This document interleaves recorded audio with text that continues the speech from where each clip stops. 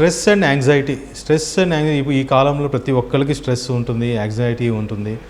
Stress and anxiety వలన మనకి heart problems కూడా వస్తాయి, ఇది అందరికీ తెలిసిందే. కాకపోతే స్ట్రెస్ అండ్ యాంగ్జైటీ, స్ట్రెస్ ఉన్నప్పుడు ఛాతీలో నొప్పి మనకి హార్ట్ ప్రాబ్లం లేకుండా కూడా మనం ఫీల్ కావచ్చు.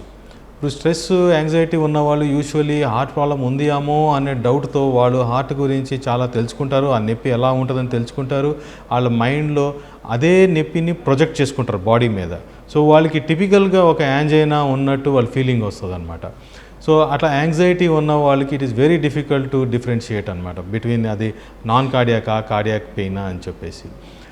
స్ట్రెస్ వలన కొన్ని హార్మోన్స్ వస్తాయి, అడ్రినలిన్ అండ్ కార్టిజాల్స్ అని చెప్పేసి ఆ హార్మోన్స్ వస్తాయి. వీటితో హార్ట్ బీట్ ఫాస్ట్ అయ్యి అండ్ ఆల్రెడీ ఏమైనా కొంచెం ఫ్యాట్ డిపాజిషన్స్ ఉన్నాయి అనుకోండి, వాటిలో రప్చర్ అయ్యి హార్ట్ అటాక్కి దారితీసే అవకాశం ఉంటుంది.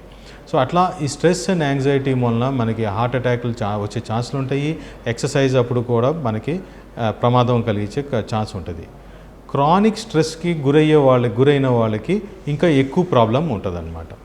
సో హౌ టు డిఫరెన్షియేట్ అని అంటే, మనకి ఒకవేళ రిలాక్స్ అయ్యారనుకోండి, రిలాక్స్ అయిన తర్వాత కొంచెం తగ్గింది పెయిన్, అట్లా ఉన్నప్పుడు మనం ఓకే యాంగ్జైటీ వలన కావచ్చు అని అనుకోవచ్చు. కానీ అయినా సరే మనం అర్జెంట్ మెడికల్ అటెన్షన్ మాత్రం తీసుకుంటాం బెటరు. ఎందుకంటే మనం ఒక్కోసారి హార్ట్ పెయిన్ కూడా నొప్పి వచ్చి ఆ తర్వాత కొంతసేపటికి తగ్గొచ్చు. తగ్గింది కదా అని చెప్పేసి అది కాదు అని అనుకుంటే మాత్రం మళ్ళీ ప్రమాదమే.